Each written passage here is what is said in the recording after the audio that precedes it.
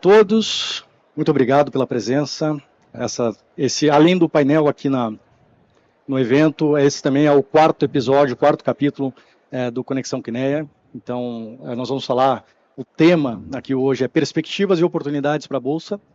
E eu trouxe aqui para conversar comigo o estrategista-chefe da XP, Fernando Ferreira, que por sinal ontem eu vi, você deu um painel no final do dia longo sobre renda variável, né?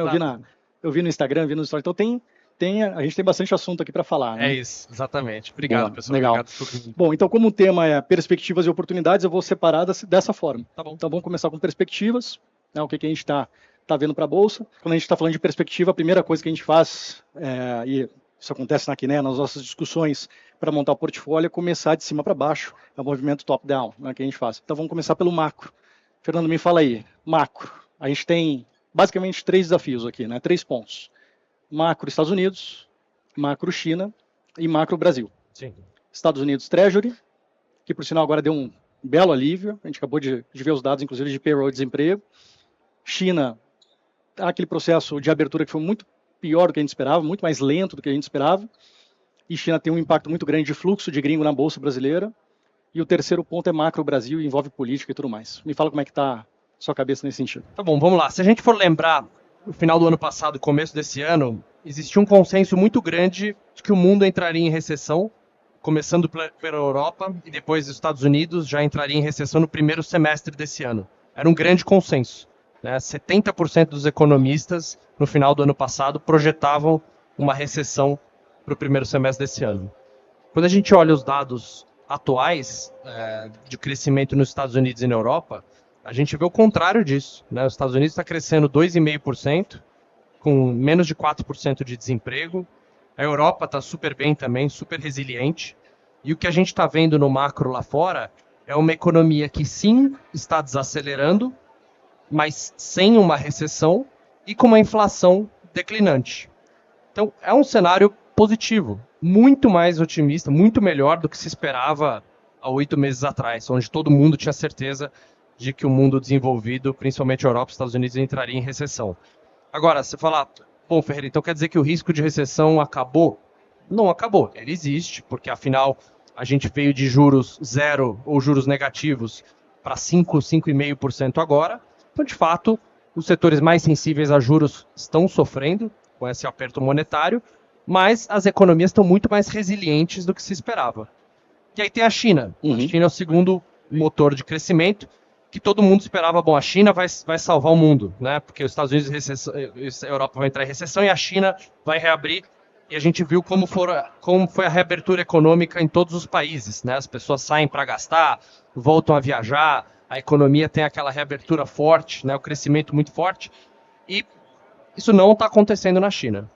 A gente até agora viu uma reabertura que desapontou, né? O crescimento chinês vem desapontando já há vários meses.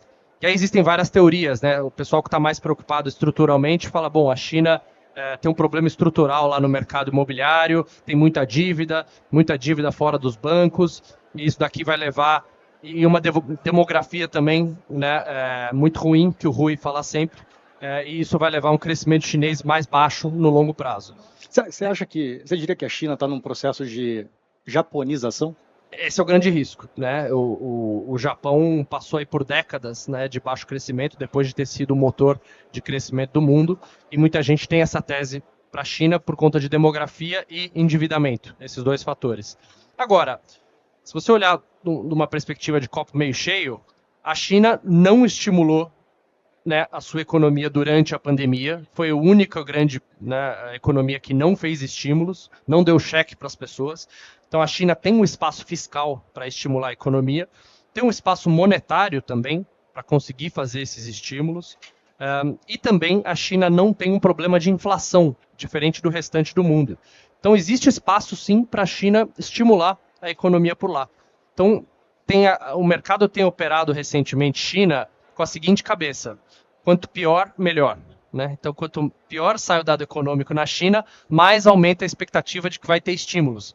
E aí a gente está vendo uma notícia de estímulos por dia. Né? Eu tenho até brincado que parece um sistema de irrigação. Né? Cada dia você solta uma gotinha. Inclusive teve mais um hoje. Exato. Então, todo dia tem um estímulo chinês. E por isso que o minério de ferro está onde está, né? $115 por tonelada. Ninguém acreditava que o minério fosse ficar acima de $100 e está aí bastante resiliente, porque apesar dos dados correntes da China vierem fracos, o mercado está esperando uma, né, melhora de estímulos chineses. Então, pensando macro lá fora, eu acho que é um cenário muito melhor do que se desenhava no começo desse ano, porque Estados Unidos e Europa estão resilientes, a economia chinesa desapontou, porém com um espaço grande de estímulos. Então, do ponto de vista de fluxo do estrangeiro, talvez a gente possa começar a ver isso melhorar na margem, com esses dados melhores lá fora, com China. Sem dúvida. É um cenário que, para mercados emergentes, é um cenário muito bom, porque é um cenário de desaceleração lá fora, sem recessão, com inflação caindo, e um cenário onde o investidor estrangeiro ele está ainda com receio de investir na China, por todas as medidas que o governo tomou por lá. Ele não pode investir na Rússia, né, e ele está sem opções dentro de mercados emergentes, porque a Índia é um país muito bom, mas está bastante caro, mercado por lá.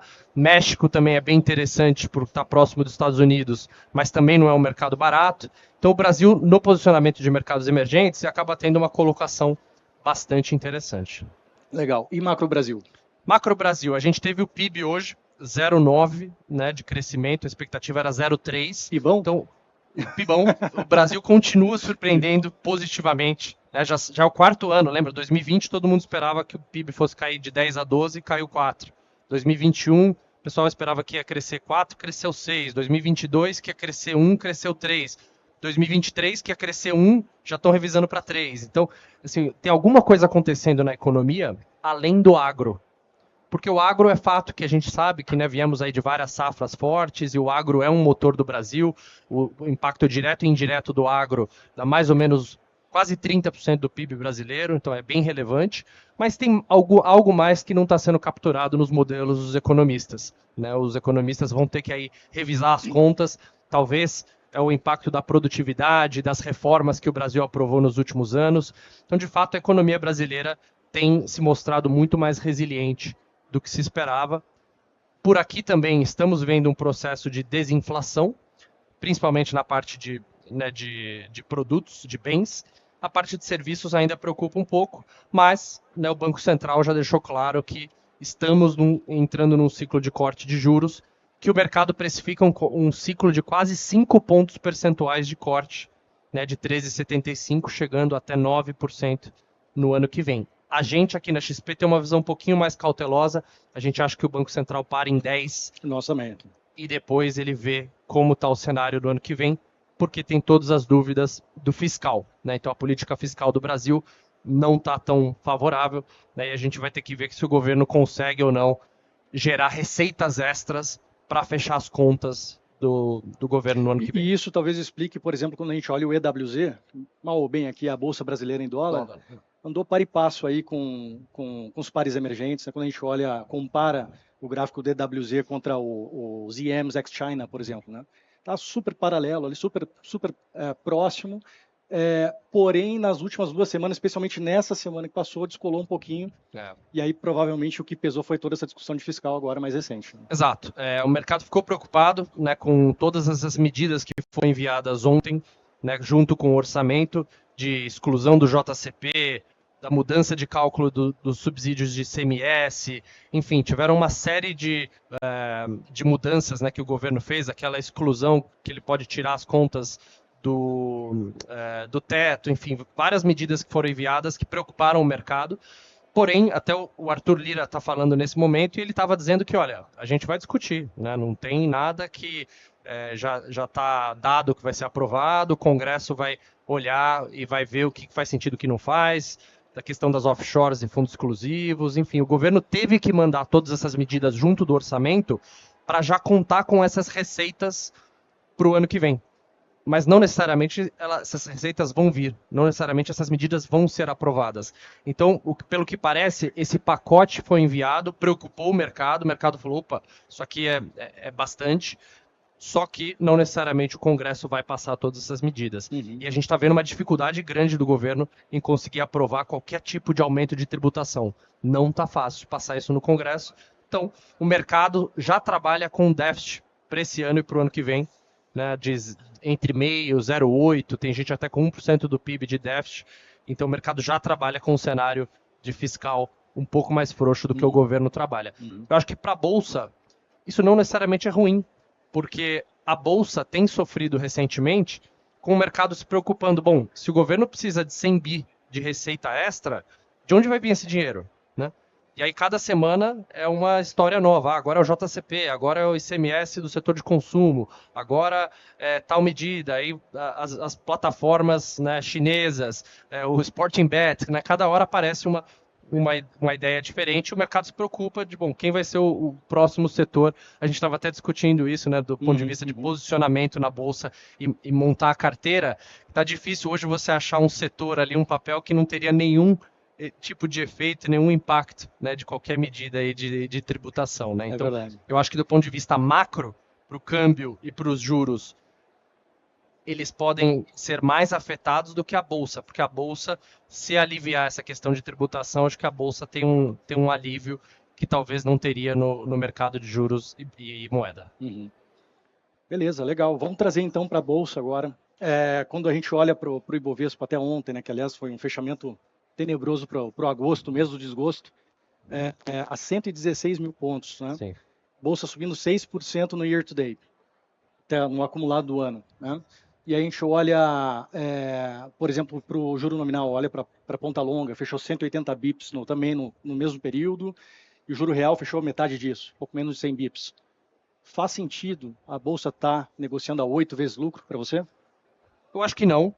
Quando eu penso nas grandes classes de ativos no Brasil, né, moeda, juros e bolsa, eu vejo que a bolsa é a que tem mais espaço ainda para destravar valor. Porque o câmbio está em 4,90, pode apreciar mais? Pode, mas o câmbio não está tão distante assim do valor justo aí que os economistas calculam. Né? Então, o câmbio chegou até 4,70, né? E ali estava bem próximo, né, da conta desse valor justo.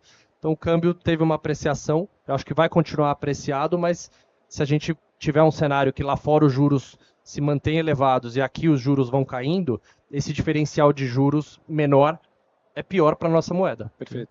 Então o câmbio acho que tem um espaço para valorizar mais, mas é pequeno. Nos juros nominais, o mercado já precifica uma Selic a 9 no ano que vem. Então pode ir abaixo de 9? Pode, mas tudo tem que dar certo. Né? A inflação tem que continuar caindo, juros lá fora tem que cair também para o BC continuar caindo juros aqui.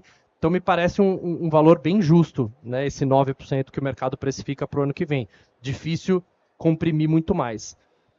No juro real, a gente está vendo as NTNBs longas ainda pagando IPCA mais 5,5, 5,30, algo assim, que aí sim eu acho que tem gordura. A NTNB longa eu gosto, eu acho que tem espaço para esse prêmio fechar, né? Então é uma classe de ativo que eu acho interessante, mas aí a gente vem para a Bolsa. A Bolsa continua negociando a 8 vezes lucro, 30% de desconto em relação à média histórica e 50% de desconto em relação às bolsas globais. Historicamente, o Brasil sempre negociou entre 20% a 30% de desconto em relação às bolsas globais, agora está com 50% de desconto em relação às bolsas globais. E com prêmio de risco elevado, inclusive. Elevadíssimo. E entrando num ciclo de corte de juros.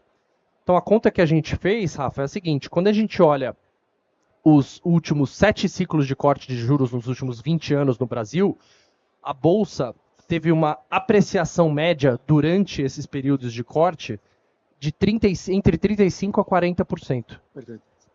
E o CDI médio desse período dos cortes de juros foi de 18%. Você sabe que a gente fez uma conta parecida, mas num horizonte de tempo diferente. Para a gente, quando inicia o ciclo de corte, 12 meses, então você olhando o horizonte de 12 meses, a bolsa sobe mais ou menos 25%. Legal. Então, é exatamente a mesma conclusão, né? Você pegou 12 meses, a gente pegou até o final do ciclo de corte.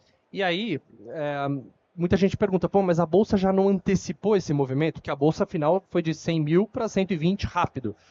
E o que a gente olhou é o seguinte, que em todos os ciclos de corte no passado, a bolsa sim subia entre 15% a 20% antes do primeiro corte, mas ela continua subindo após o primeiro corte. Então o que a gente viu até agora é muito em linha com o histórico, né? Então não é diferente do que a gente viu no passado. Então a gente acredita sim que a bolsa vai continuar apreciando e o dado interessante é que muita gente fala nada bate o CDI no Brasil, né? A Bolsa não consegue bater o CDI. Mas isso não é verdade durante esses períodos de corte de juros, onde a Bolsa teve um retorno médio 3 vezes superior ao CDI. No último ciclo de corte, inclusive, a Bolsa bateu o S&P. A Bolsa Brasileira bateu o S&P. Interessante, não sabia. Você sabe que nesse levantamento que nós fizemos dos 12 meses, a gente percebeu que o que explica muito bem é a expansão de múltiplo, de PI. Né? Então, na verdade, o que acontece é os investidores vão tomando bolsa, vão comprando, o preço vai andando, e o earnings não necessariamente acompanha. Para quem não lembra, PI é a relação preço-lucro. PL, né? O PL. Então, o earnings não necessariamente acompanha, e, na verdade, os analistas ainda demoram um pouquinho até fazer revisão de modelo e tudo mais, né? Legal. Lá o seu time, até você dá ordem lá pro pessoal mudar. E aí você tocou num ponto super importante, Rafa, que é a questão dos fluxos. Né? Então, esse ano, a gente teve o investidor institucional vendendo bolsa, porque tiveram resgates. Então, a gente teve 30 bilhões de reais de venda de investidor institucional na Bolsa Brasileira, que é bastante. A gente teve as pessoas físicas meio no 0 a 0, está positivo agora no ano por conta desse mês, mas até o mês passado estava praticamente no 0 a 0. E o investidor estrangeiro era o único que vinha comprando Bolsa Brasileira. Esse mês de agosto, a gente teve uma saída recorde de investidor estrangeiro, 13 bilhões de reais de venda de investidor estrangeiro, e isso acendeu uma luz amarela, muita gente ficou preocupada. Pô, será que o gringo está vendendo o Brasil, está pulando fora e não quer mais comprar Brasil? E a gente acha que não é o caso. A gente acha que o gringo colocou no bolso essa apreciação recente da Bolsa Brasileira, fez uma realização de lucros, até porque os juros lá fora subiu esse mês, mas a visão estrutural do investidor estrangeiro continua muito favorável ao Brasil. Então a gente acha que da mesma maneira que tivemos saída esse mês, o investidor estrangeiro pode voltar nos meses seguintes e a gente vai ter agora, a partir de agora, o fluxo doméstico tanto do investidor institucional que vai parar de ter resgates, quanto da pessoa física, com também uma pressão compradora. Então, do ponto de vista de fluxo, a gente tem uma visão bem otimista para a Bolsa, porque a gente acha que os 3 grandes investidores vão continuar tendo aí uma pressão compradora nos próximos 6 a 12 meses. Legal. Antes de entrar na segunda parte, nas oportunidades, deixa eu te perguntar em relação a riscos. O que você acha que pode ser risco para esse cenário mais positivo que a gente está desenhando? A gente comentou que perspectivas são positivas, a gente tem fluxo, tem valuation barato, fluxo gringo, fluxo local, inclusive, né, dado o processo de queda do Selic. Mas o que você acha que pode ser risco? Olha, acho que antes de falar dos riscos, vale a gente lembrar que todo cenário de investimento inclui riscos, né? E se a gente sempre quiser esperar o cenário melhorar para daí investir, vou esperar esse risco passar e daí eu invisto. Você vai entrar no momento errado. Então, na verdade, os melhores momentos de investir na bolsa são os momentos onde os riscos são mais elevados, né? Onde está todo mundo panicado e fala, putz, agora é a hora de fugir para renda fixa, é a hora de sair de ativo de risco. Essas são as melhores horas de se investir. Então, por exemplo, em 2008, em 2020, né, quando está tudo um caos, todo mundo acha que o mundo vai acabar, essas são as melhores horas para fazer aportes em ativo de risco. É óbvio que é muito difícil o nosso psicológico, né, a gente fazer esse movimento, mas por isso que eu sempre falo da gente ter uma alocação certa, alinhada ao nosso perfil para renda variável, para fundos imobiliários, porque vamos supor, se a nossa alocação for 20% recomendada em renda variável e a bolsa cai 50%, o que você vai ter que fazer na sua carteira? Você vai ter que comprar a bolsa para voltar para aqueles 20%.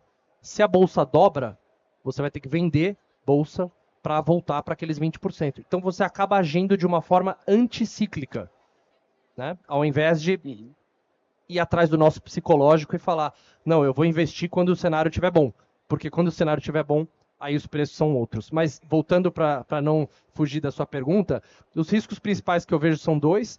Eu acho que o primeiro, eu não descarto uma possibilidade de ter uma recessão lá fora em algum momento. Então, não é porque ela não aconteceu que ela não vai acontecer mais. Então, acho que essa desaceleração ainda é algo que a gente tem que se preocupar em algum momento, mas não é um cenário que eu diria não invista por conta disso, não. É um dos riscos. E outro risco, acho que é o fiscal aqui no Brasil. A política fiscal continua bastante expansionista, os números correntes estão bem fracos do ponto de vista da expansão fiscal, e isso pode fazer com que o Banco Central tenha que parar o corte de juros antes, por conta de uma inflação que pode voltar a dar sinais de alta, caso o governo não consiga né, fechar as contas de uma forma né, que pare de pé. Então, acho que esse é o segundo principal risco que eu vejo, porque aí ele pode afetar a questão de ciclo de corte de juros, essa queda nas NTNBs que a gente está esperando. Então, acho que esse é um ponto para a gente ficar de olho. Você sabe que, bom, eu sou suspeito para falar, obviamente pela classe, mas quando a gente está avaliando o risco, a gente gosta de olhar o que aconteceu no passado, né? E no último ciclo de corte de juros, que foi em 2016, que por sinal era o Ilan, e começou de uma forma até bem mais lenta do que está parecendo que vai acontecer agora, a gente teve uma reforma previdenciária que não aconteceu, lembra do Joesley Day? Sim. A gente teve greve dos caminhoneiros, a gente teve uma discussão séria sobre Treasury nos Estados Unidos, inclusive ali entre 17 e 18, e a Bolsa andou mesmo assim, né? Exato. Então, esse é um ponto importante. A gente fez esse estudo no relatório mensal que a gente soltou hoje, inclusive, como a Bolsa brasileira é correlacionada com os juros americanos, principalmente com as Treasuries. Porque foi o tema desse mês, né? A gente viu as Treasuries abrindo, né? A taxa subindo, a Bolsa aqui e lá fora caiu, e a gente olhou, bom, vamos olhar historicamente qual que é a correlação entre as duas coisas. O que a gente concluiu? Que a Bolsa americana, sim, ela tem uma relação muito forte com as taxas de juros lá. Então, juros subiu lá fora, a Bolsa americana tende a cair, mas isso não necessariamente é verdade para a Bolsa brasileira. Já tiveram vários períodos históricos onde os juros americanos, as Treasuries, subiram e a Bolsa brasileira também subiu. Então, as duas coisas, a correlação é muito fraca. Né? Então, falar, eu vou ficar preocupado na Bolsa brasileira porque a Treasury subiu, historicamente isso não se provou como sendo uma relação muito forte. Perfeito, perfeito. Vamos entrar em oportunidades, então. Vamos. Está todo mundo aqui esperando saber o que compra, o que vende, né? Nesses ciclos, normalmente é muito bom para dois setores que eu acho que todo mundo já sai comprando, sem saber. A gente comentou isso em outra oportunidade sobre separar o joio do trigo. Né? Sim. Mas todo mundo sai comprando joio e trigo. Depois vai fazer a separação. E os dois setores principais é o real estate, sim, mercado imobiliário e consumo Sim. discricionário, especialmente, né? Aquele Exato. consumo mais betado. O que você acha desses dois setores para esse momento? São oportunidades ou não? Olha, a gente fez um estudo também quantitativo de correlação histórica setorial com taxa de juros, e o que a gente concluiu é exatamente isso, que historicamente juros caem, quais setores se beneficiam? Setores sensíveis a juros. Então, imobiliário, setor de transportes, setor de consumo, setor de utilities também, né, também acaba se beneficiando. E alguns setores têm pouca relevância a questão dos juros, como o setor de commodities. Também faz sentido, né? O setor de commodities tem muito mais a ver com o que acontece lá fora do que aqui no Brasil. E a gente olhou para esse ciclo, beleza, esse é o histórico. E como é que está agora? A gente já viu uma alta muito grande do setor de saúde e educação, principalmente do setor de educação. A gente viu uma alta muito grande do setor imobiliário, na média subindo 70%, 80%. Mas outros setores sensíveis a juros ficaram para trás.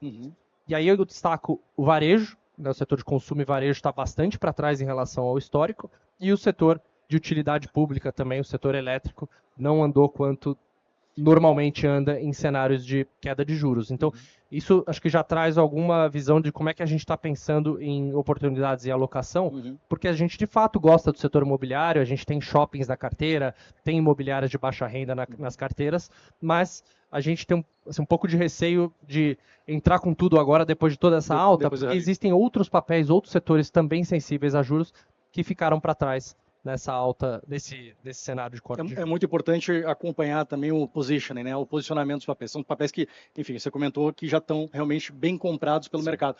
Agora, como é que vocês estão posicionados? A gente continua posicionado também em malls. Tá. A gente gosta de alguns nomes específicos, a gente gosta de Aliança Sonai. Tá? Gostamos também de Iguatemi. A gente acha que o Iguatemi está bastante descontado. Mas em varejo discricionário a gente evitou também. Eu acho que esse é um dos motivos pelo qual não andou. Não só nós, mas provavelmente toda essa feira evitou comprar varejo, talvez por uma PMC que anda decepcionando, está um pouquinho abaixo ainda do que é o pré-Covid, né? A PMC é a pesquisa mensal de comércio do IBGE, e também por causa das discussões tributárias. Tributárias, exatamente. Né? Então a gente vê uma JCP impacta uma Renner, sim. A gente viu a questão da discussão da subvenção de ICMS, que impactaria Arezzo, Soma, vários nomes. Exato. Muito provavelmente é por esse motivo. Né? É exatamente por isso. O setor de varejo ficou... E aí tem um terceiro motivo para alguns outros papéis, que é a alavancagem. Né? Tem muita empresa que está bastante alavancada. que a gente tem que tomar cuidado. Então, nas nossas carteiras de investimento, a gente tem feito um filtro de qualidade e balanço bem forte. Então, é importante a gente reforçar esse ponto, porque a gente ainda está num cenário de juros a 13,25. E não é meio ponto de corte na Selic que vai melhorar a vida de muita empresa. Né? Então, tem empresa que está muito alavancada, muito endividada, e que, né, vai passar por desafios. Perfeito. E a gente está vendo isso. Então, eu sempre lembro o investidor, pessoa física, para não comprar um papel só porque ele caiu 80%. Né? E o que a gente mais vê é as pessoas falando, opa, oportunidade, essa empresa aqui veio de, sei lá, de 10 para 2, então agora é uma grande oportunidade. Não sei, vamos olhar como está o fundamento, vamos olhar como está o balanço, porque o Peter Lynch sempre dizia, né, você comprar um papel que caiu de 10 para 2 e ele for de 2 para 1, você perdeu 50% do mesmo jeito, né? Então, tem que tirar esse estigma de o papel caiu demais, é uma oportunidade. Não, tem que olhar para a qualidade, para o balanço, para os fundamentos, e a gente tem feito bastante, tem essa cautela de olhar para papéis, né, de empresas de melhor qualidade. É verdade que isso não funcionou durante os meses de maio e junho, né, quando o mercado começou a se animar ali, as empresas mais alavancadas, mais arriscadas foram as que subiram mais, mas de lá para cá a gente já viu o mercado voltando a separar o joio do trigo, como você mencionou, mais racional, e voltando a olhar para a qualidade como um fator bastante importante. Sabe que toda vez que eu vejo alguém falando sobre esses papéis que caem 80%, vou comprar como oportunidade, eu lembro de um professor na faculdade que apresentou o gráfico da Sharp Brasil. Lembra aquelas TVs Sharp? Sim. Que tinha... Então, a empresa era listada aqui no Brasil, né? E ele mostrou assim, ó, essa empresa aqui já caiu 90%. Vocês comprariam? Toda a turma falou, compro. É a Sharp Brasil. Muita gente nem sabe mais o que é Sharp Brasil. Né? Foi a zero. Foi a zero. Então, quer dizer, o que caiu pode cair mais, né? Exato. Ainda nessa questão de oportunidade, você comentou sobre utilities. Eu gosto das bond proxies, a gente tem bastante. Eu volta e meia comento nos vídeos mensais sobre a nossa posição em yield names. Quais nomes vocês gostam? A gente gosta de Equatorial. A gente gosta, tem uma discussão muito grande sobre JCP para saneamento. Mas nós gostamos de Sabesp e Copel por conta do processo de privatização. Né? E tem ganhos de melhoria, tem melhorias também aqui do lado operacional. O que a gente pode falar de utilities? Você já tem no seu portfólio ou não? A gente tem, sim, exposição ao setor elétrico, principalmente Copel, e também tínhamos Eletrobras, mas reduzimos a exposição depois de todas essas discussões, mas é um nome que a gente gosta, de Eletrobras. E na nossa carteira de dividendos, ela é primordialmente exposta ao setor elétrico. Então, ali temos vários papéis do setor, como a Auren, por exemplo, na antiga CESP, que a gente gosta bastante também. Enfim, tem vários papéis do setor elétrico. Quando a gente olha a média de retornos esperados do setor elétrico na Bolsa, ele está acima de 10% real. Né? Isso significa o quê? Que uma ação do setor elétrico hoje, na média, tem uma expectativa de retorno de NTNB mais 5, NTNB mais 6, e uma Eletrobras tem uma expectativa de retorno de NTNB mais 10. Né? Então está com uma expectativa de retorno muito alta, mas é óbvio que com todas essas discussões em relação ao processo de privatização, o julgamento que vai ser feito, né, no Supremo, enfim, o mercado ficou um pouco mais receoso, por isso que a gente diminuiu um pouco a exposição, mas a gente gosta para o longo prazo, acho que tem muito valor ali para ser faz todo travado. sentido. A gente gosta também de Eletrobras, nós temos um pouco no portfólio, Sim. E eu tive anteontem com o Ivan Monteiro, o novo CEO da Elet. Acho que o mercado ainda quer ver quem é o Ivan. Eu conheci o Ivan na época de Petrobras, ele foi CFO da Petrobras. Banco do Brasil, Petrobras. Banco do Brasil, depois foi Petrobras. Sim. É um cara fantástico, acho que é o cara que tem realmente diálogo para falar com o governo, tem esse trato com o governo. Essa interlocução acho que pode ajudar. Legal. Sabe um setor que ninguém fala nessa época? Você comentou mais cedo, mas ninguém fala quando o juros está caindo, que é commodities. E agora a gente tem, você comentou também mais cedo, talvez há uma chance do BRL, né, da nossa moeda, acabar depreciando um pouco, eventualmente. Sim. Você acha que commodities podem ser uma oportunidade agora, talvez como um hedge portfólio? Sem dúvida. A gente continua tendo commodities como um cerne das nossas carteiras, um dos pilares das nossas carteiras. A gente prefere exposição à energia, principalmente óleo e gás, dentro de commodities. Então a gente tem exposição a Prio e a Petro também. A gente vinha carregando Vale nas carteiras desde 2018, mas a gente trocou por Gerdau, porque também se o minério continuar alto, a gente acha que a Gerdau pode andar, mas é uma exposição pequena. Então, dentro das commodities, a gente hoje prefere petróleo do que minério de ferro. Porque, de fato, a história de estímulos na China e o preço do minério continuando elevado, ela está aí. Então, acho que do curto prazo a Vale pode andar, mas do ponto de vista estrutural, a gente se preocupa um pouquinho com a questão de crescimento chinês, de como é que vai ser a questão estrutural para a demanda de minério de ferro e demanda de aço na China. Então, por isso que a gente prefere petróleo do que minério nesse cenário. No agro, a gente tem uma visão baixista de preços para os grãos, por conta de uma safra bem forte aqui no Brasil, que deve continuar forte no próximo ano com El Niño. El Niño geralmente é positivo para a safra brasileira. E nos Estados Unidos também, a gente está vendo sinais de uma safra muito forte por lá.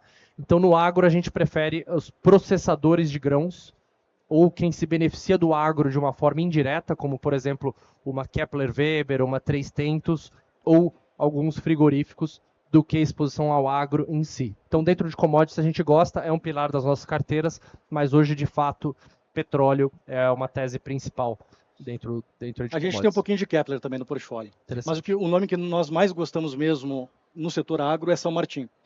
Então, verdade, não falei do setor, a gente gosta bastante também. O que tem acontecido no mercado de açúcar, inclusive, eu vou fazer um jabá aqui já. Claro. Domingo agora, às 5 horas, no YouTube, vai sair o Quiné em Ação. É o 5º episódio, onde eu entrevistei o CEO da São Martin, o Fábio Venturelli. Convido todos a assistir, domingo, 5 horas. Que bacana, combinado. São Martin é um nome que a gente gosta bastante também. A Índia acabou de banir exportações do açúcar, né? A gente viu uma alta muito forte do preço de açúcar. Então, com esse aumento que o governo deu recente para o preço de gasolina, isso ajuda bastante a história do etanol. E, além disso, o preço de açúcar continuam aí bastante elevados. E com essa história de Índia, né, saindo do mercado de exportação, não tem cara de que o açúcar vai cair tão em breve, né? Então, é um cenário bastante favorável para as empresas de açúcar e álcool, e a gente também prefere São Martinho dentro do setor. Excelente. Fernando, muito obrigado. Antes de me despedir de você, eu vou abrir para perguntas. Se alguém tiver alguma pergunta. Você já falou aí sobre a questão fiscal, né? Mas não dá para desassociar muito as políticas do governo, principalmente aqui no Brasil, né? Uhum. Essa questão, né, da gente estar num modelo no qual o equilíbrio vem através do aumento de arrecadação e tudo mais, numa perspectiva mais de médio prazo, longo prazo, como é que fica esse posicionamento aí em termos de ações? Sim, não, sem dúvida seria muito melhor se o Brasil ajustasse as contas, né, públicas via, né, menos gastos, né, redução dos gastos.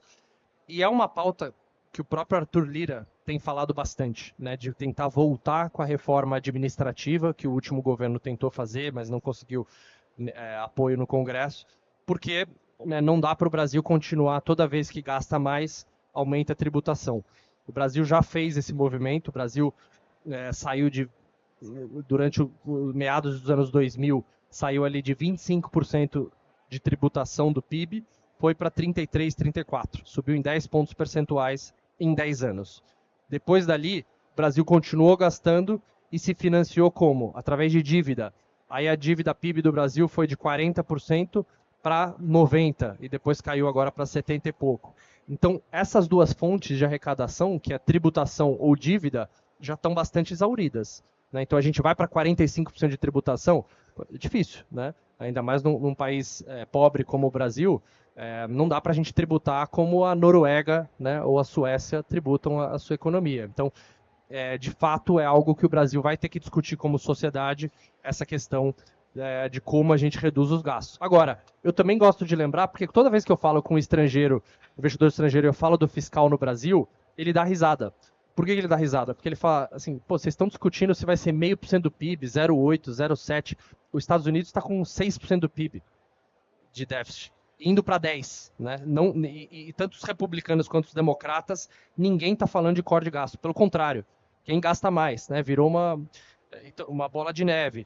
Então, o investidor estrangeiro, ele olha, sim, se preocupa, até porque o Brasil tem juros elevados, porém, eu diria que ele releva bastante essas discussões, porque a gente está discutindo uma minúcia aqui de vai ser 0, menos meio, enquanto o mundo ainda está num gasto fiscal, uma expansão fiscal muito grande, muito superior ao que a gente tem aqui no Brasil. Então eu diria que essa questão fiscal no Brasil não inviabiliza o investidor estrangeiro de continuar vindo para cá e comprar os ativos brasileiros. Mônica Araújo, da InvestSmart.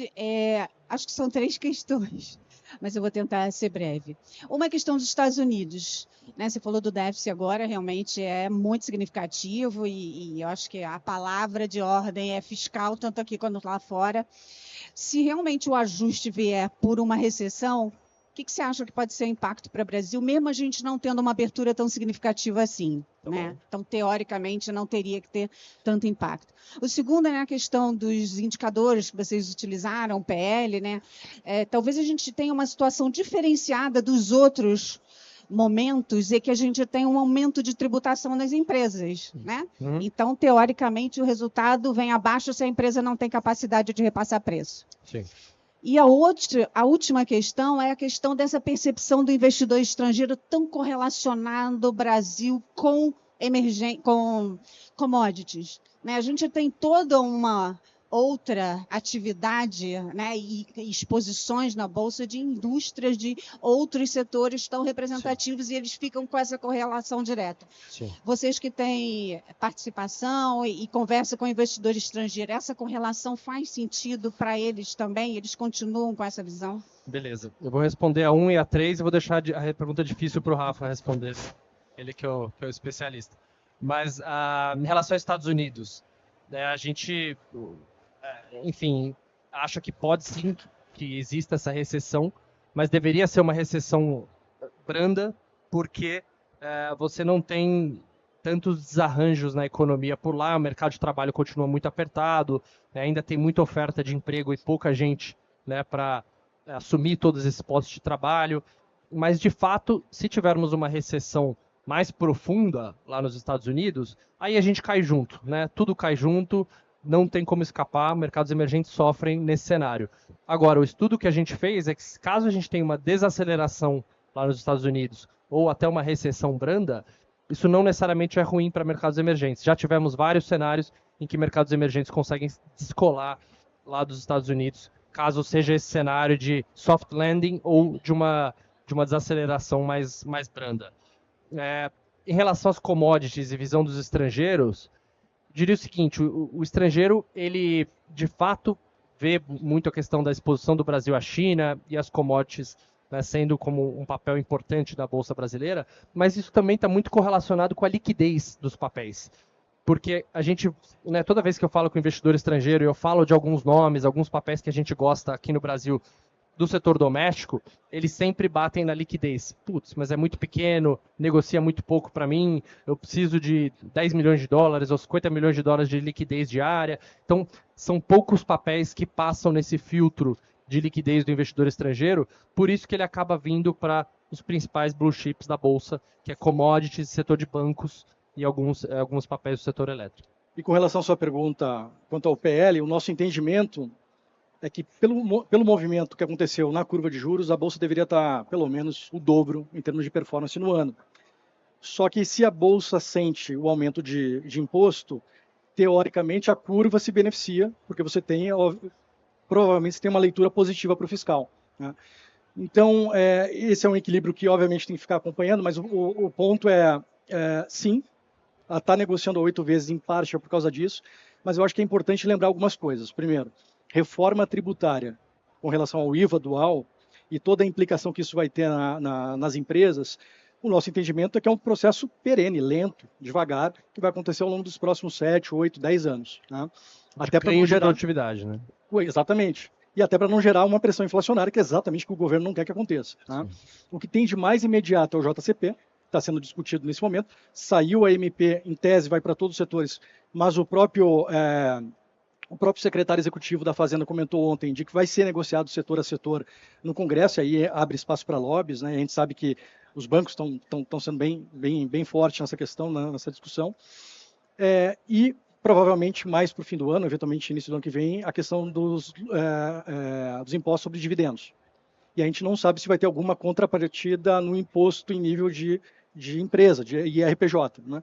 Então a gente precisa aguardar as cenas dos próximos capítulos, mas eu entendo que pela incerteza está batendo realmente no valuation. Bom dia, Fernando. Bom dia. Luiz da Solútil. Obrigado aí pela palestra. Você não acha que lá nos Estados Unidos tem duas teses muito recorrentes? O Fed querendo trazer a inflação para o eixo, aumentando taxa de juros, e o governo querendo expandir e um querendo contracionar. Você acha que isso não pode Conheço dar... algum outro país que é assim. Ou isso não pode dar um choque em algum momento e nos levar ao Fed querer aumentar cada vez mais a taxa de juros e impactar realmente todo esse fluxo de queda aí para nós? Assim, o Fed já subiu bastante os juros por lá, né? Ele veio de 0 para quase 5,5 agora no topo da banda. E ele entende de uma forma muito rápida, né? Foi o aumento mais rápido de juros da história nos Estados Unidos. Então ele entende que tem um lag dessa política monetária, que ela vai demorar a fazer todo o seu efeito na economia.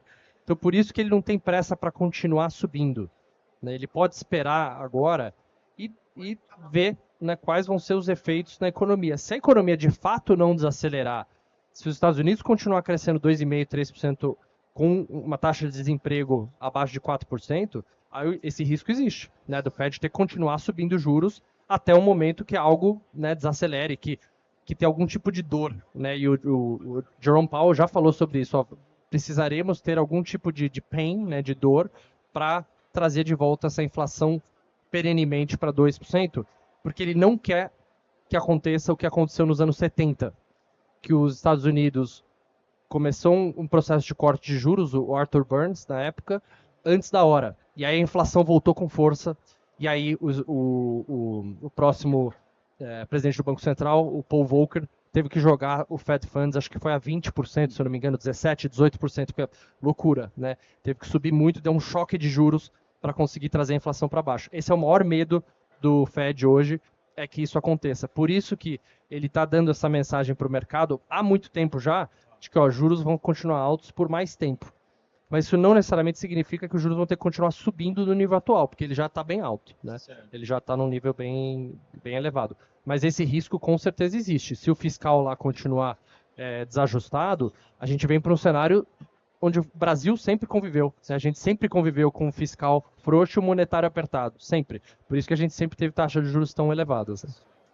E sobre as empresas de tecnologia, faz sentido, com juros tão altos, elas terem dado essa esticada, como Google, Microsoft? Eu acho que não, mas até aí quem sou eu para achar? Eu acho elas caras, porém, a tese de AI, de inteligência artificial e a questão da robustez dos balanços dessas empresas e da tese de crescimento delas faz com que elas sejam hoje o grande safe haven, né, o grande ativo de baixo risco no mercado. Porque o mercado pensa o seguinte, bom, então se tiver uma recessão, onde que eu estou mais protegido? Numa Microsoft, num Google, numa empresa cheia de caixa, global, eu vou estar mais protegido aqui do que numa empresa 100% americana, talvez industrial ou varejista. Então, o mercado se esconde muito atrás desses papéis, também pensando nessa visão de defensibilidade ou de ativos mais de baixo risco nesses papéis. Mas eu acho caro. Assim, Nasdaq está negociando a 30 vezes lucro, Sim. né, com a Treasury a 5. Para mim isso não faz sentido, mas o mercado é soberano. Obrigado. Excelente, show de bola. Fernando, eu sei que você tem um almoço com investidores estrangeiros agora. Exato. Você, por favor, fala bem da Bolsa Brasileira para eles lá. Obrigado a todos pela presença na nossa Conexão Quineia. Peço a todos que, como sempre, acessem as redes sociais da Quineia, no Instagram, no LinkedIn, no Telegram e também no YouTube. Obrigado.